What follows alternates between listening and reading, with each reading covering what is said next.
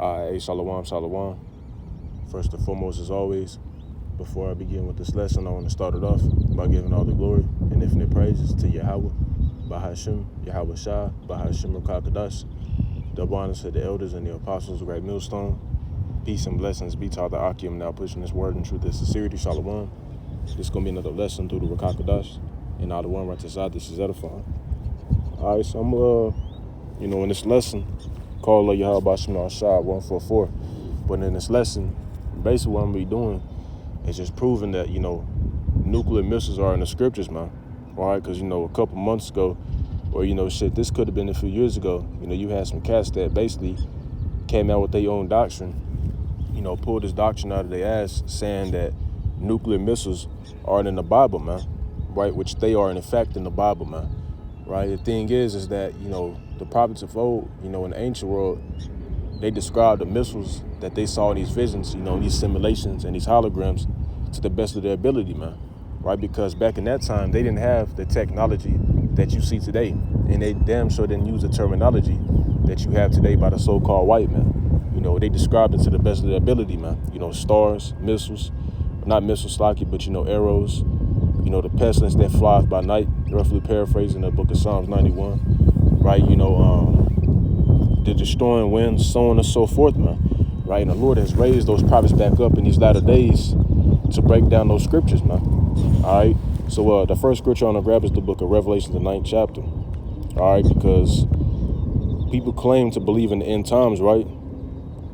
So if you claim to believe in the end times and you believe that we are living in the end times, wouldn't you believe a weapon that's used for mass destruction is written in the scriptures, man? Right, because it is, man. All right, but this is the book of Revelations 9. In verse 15, it says, "And the four angels were loosed, which were prepared for an hour and a day and a month and a year for to slay the third part of men." And that's exactly what those nuclear missiles are going to do, man. Right, because you have about 300 million people alone here in America, that are getting ready to be wiped out, man.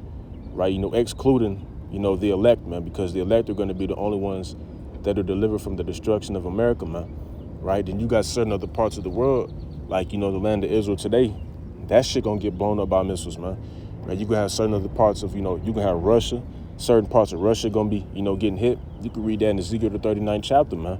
Right, because what the Lord said he was gonna lead the sixth part of God, roughly paraphrasing, something to that effect, man.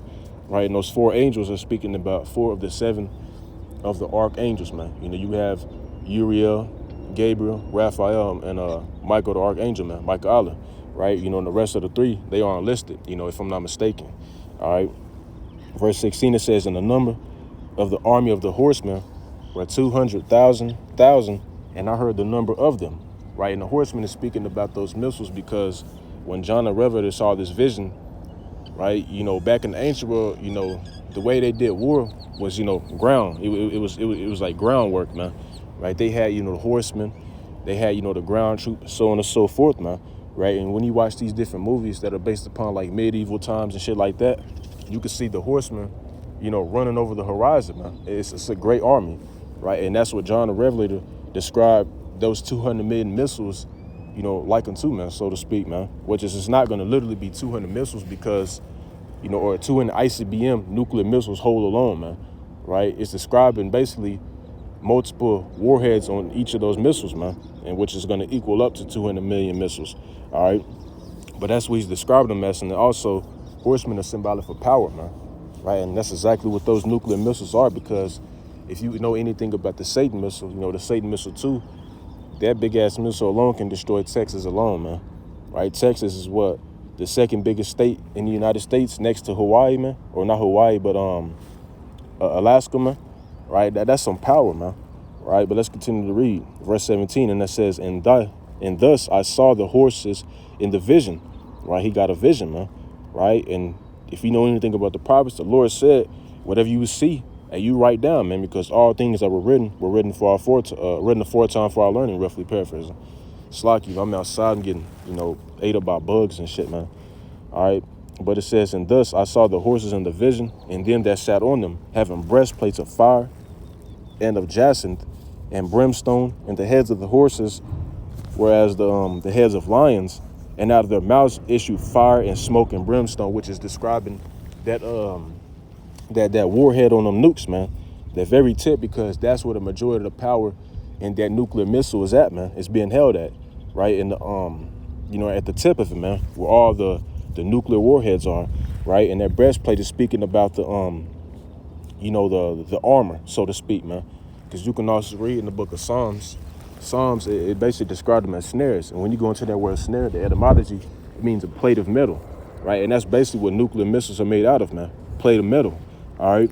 And it says, as the heads of lions, and out of the mouths issue fire and smoke and brimstone. And what in today's modern day technology can cause that, man? Because nothing back then can do that, man. Right? This is speaking about a missile. It says, by these three was the third part of men killed, by the fire and by the smoke and by the brimstone, which issued out of their mouths, which is talking about the tip of that missile, man. Right? It says, and for their power is in their mouth and in their tails, right? Speaking about that propeller, man. Right there, that fire that basically directs them to go and hit their target, man.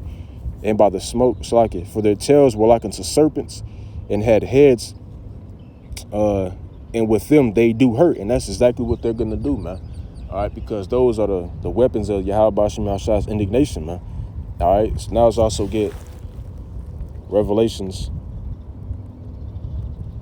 the 6th chapter. All right, because it's described in here as well.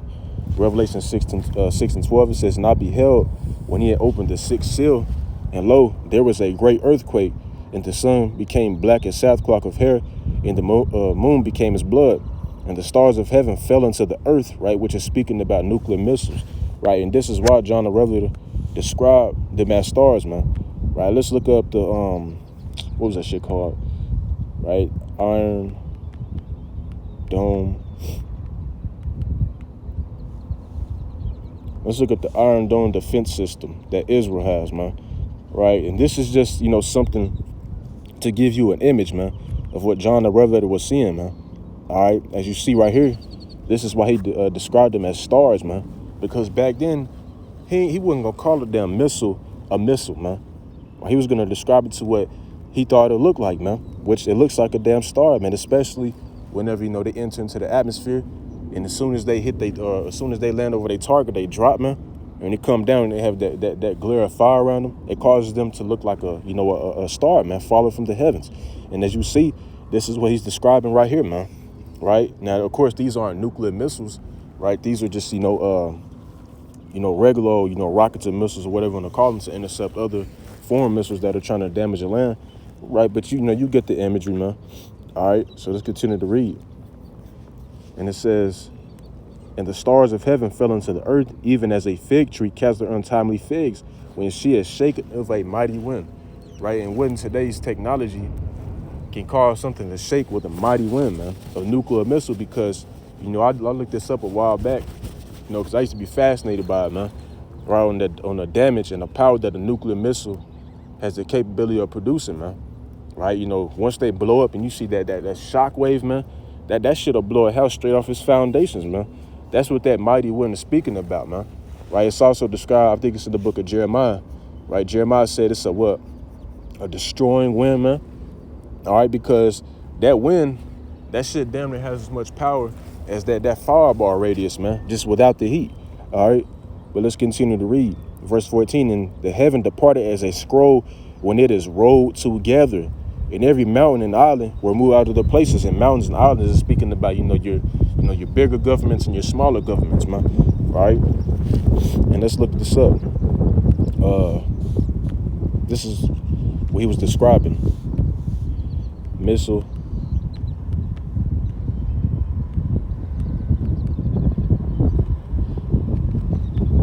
A missile mushroom cloud. It's lucky for the wind if that's just blowing, man. All right.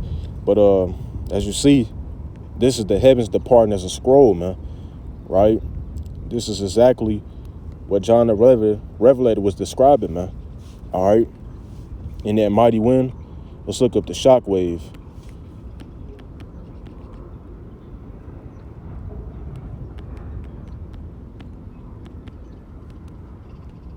It's lucky. Damn.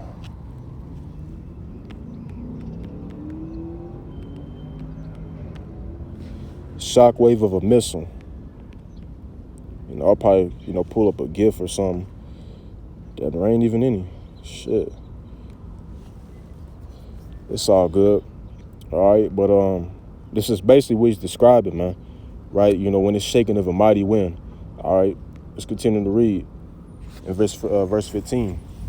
It says, "And the kings of the earth, and the great men, and the rich men, and the chief captains, and the mighty men, and every bondman, and every free man, hid themselves in the dens and in the rocks of the mountains."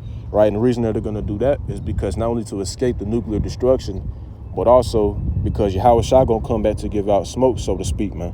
Right, and these elites, they know that, man. That's why they have, NASA set up the International Space Station, because they're watching to see when Yahweh Shai is gonna come back so they can run into them bunkers, man.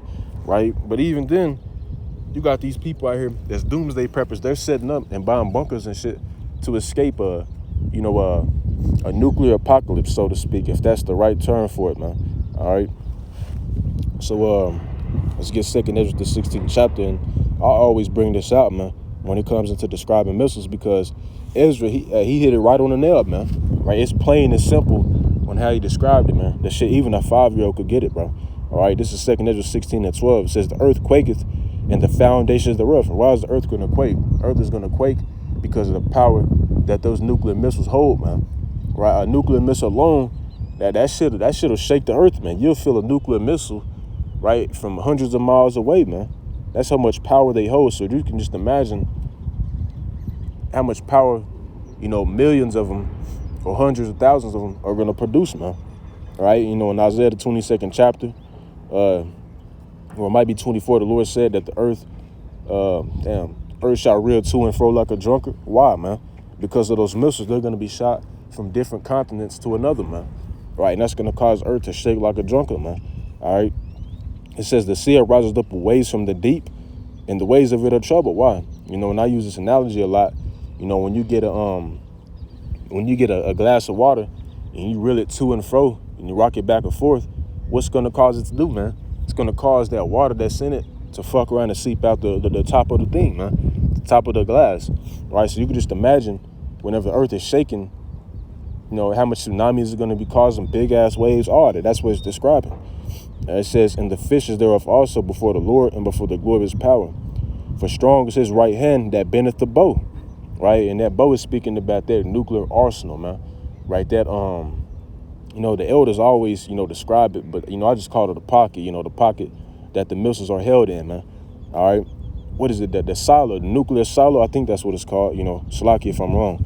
Right, and it says, "His arrows that he shooteth are sharp, and shall not miss, when they begin to be shot into the ends of the world." And this itself proves that it's not speaking about a literal fucking arrow, man. Right, it's speaking about a nuclear missile, because when you look this up, a missile looks exactly like an arrow, man. That's what it resembles, man. And this is why Israel called it a arrow, man. Right, you see that? That don't look just like a damn arrow, man. Right, so the prophets, they saw these visions of missiles, man, in these latter days. All right, so you can't believe in the end times and believe that we're living in the end times, but don't believe that missiles are written in the scriptures, because they are, man. Right, and if you have the Rakakadash, man, the Holy Spirit, you'll be able to discern these things, so to speak, man. Right, which is the majority of people don't, man. All right, but verse 14, "Behold, the plagues are sent and shall not return again until they come upon the earth. The fire is kindled and shall not be put out till it consume the foundation of the earth," which proves it's also speaking about missiles, because an arrow is not going to cause the foundations of the earth to burn with fire, man. All right.